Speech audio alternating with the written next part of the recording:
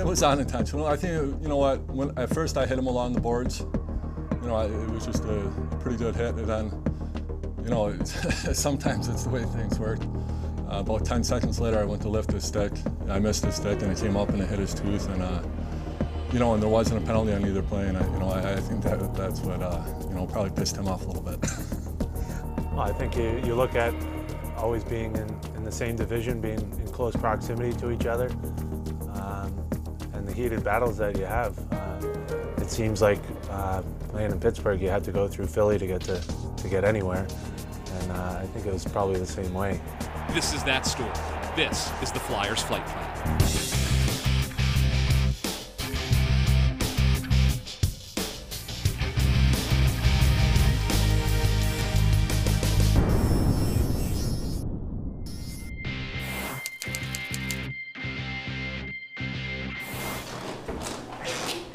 These guys don't like you. You know they don't like you. Hey, just be yourself, huh? Be myself, man. Come on, boys, let's get going here. Come on, come on. Play with the swag. Swag. Every Flyers-Penguins game takes on a higher magnitude of ferocity and tension with each meeting between the two franchises. With a playoff berth looming, a home-and-home series in mid-March meant more to the Flyers than usual, which added that much more pressure to an already intensified grudge match laden with bitterness, loathing, and venom.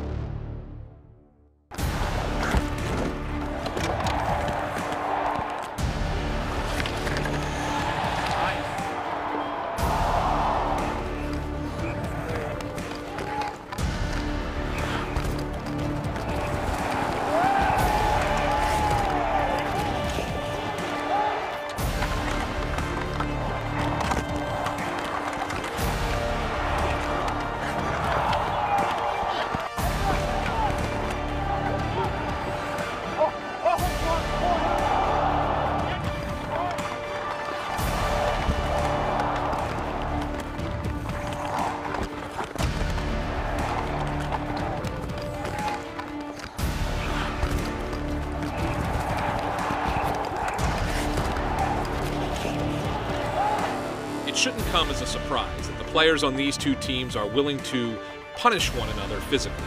After all, this rivalry is steeped in hatred.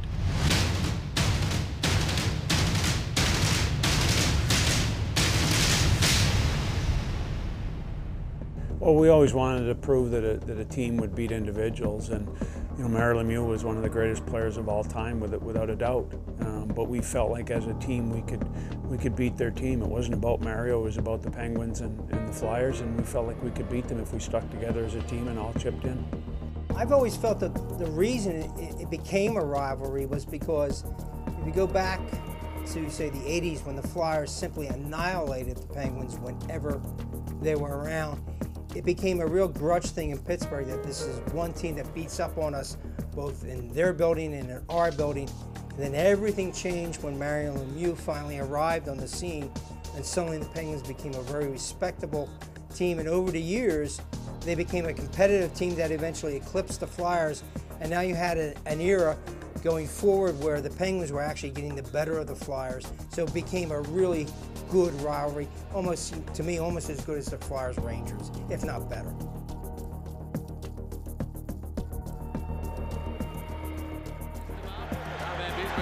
Only goaltender who's given up more goals to Lemieux, and there it is. And you wonder what Lemieux is saying to Eric Lindros right there. Changing of the guard, perhaps. And Mario Lemieux waving, this place roaring right now, as Mario right now realizes this is it.